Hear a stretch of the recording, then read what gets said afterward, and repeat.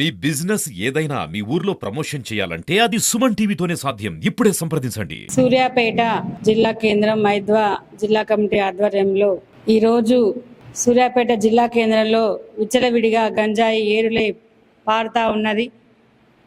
గంజాయి యువత విచ్చలవిడిగా సేవిస్తూ ఉన్నారు. సేవిస్తూ ఉన్న యంత్రాంగం అధికారులు పట్టించుకోవడం లేదు. ముఖ్యంగా స్కూల్స్ పక్కన గంజాయి విచ్చలవిడిగా యువత సేవిస్తూ ఉంటే యంత్రాంగం పట్టించుకోవడం లేదు. ముఖ్యంగా యువతులు పెడదోవ పడుతూ ఉన్నారు. అదేవిధంగా మహిళలపై కూడా రక్షణ లేదు. మహిళలకు భద్రత కల్పించాలి.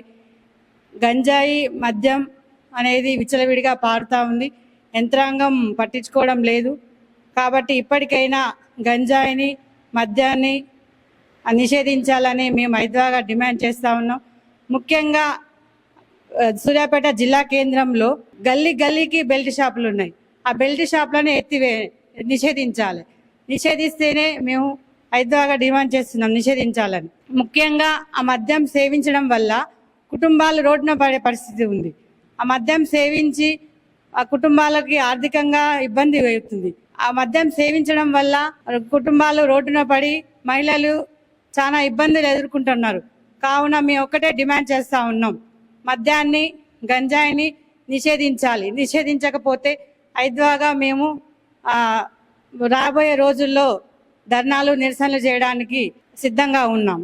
అదేవిధంగా గంజాయి తీసుకోవడం వల్ల యువత పెడదోవ పడుతుంది.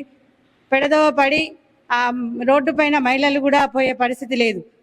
ముఖ్యంగా విద్యార్థులు కూడా చెడదోవ పడుతున్నారు. మహిళలకు కూడా రక్షణ లేదు. ఆ రక్షణ కూడా కల్పించాలి.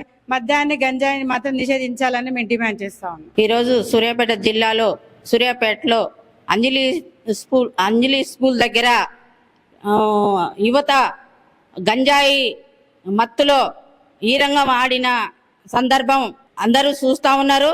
అయినా కానీ పోలీసు యంత్రాంగం కానీ ప్రభుత్వ అధికారులు కానీ ఇంతవరకు స్పందించి వాళ్ళని పట్టుకొని కఠినంగా శిక్షించటం అనేది జరగలేదు. అయినా ఈరోజు మేము అఖిల భారత ప్రజాతంత్ర మహిళా సంఘంగా కోరుతా ఉన్నాము.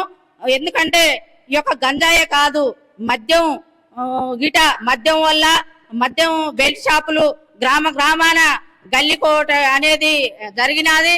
అదే విధంగా స్కూళ్ళ దగ్గర గిట బెల్ట్ షాపులు అనేది ఉన్నది. ఈరోజు మహిళలు ముసలి వాళ్ళ నుండి చిన్న పిల్లల దాకా రక్షణ అనేది లేదు. ఎందుకంటే దీనికి కారణం కేంద్ర రాష్ట్ర ప్రభుత్వాలే అని మహిళా సంఘంగా డిమాండ్ చేస్తా ఉన్నాము.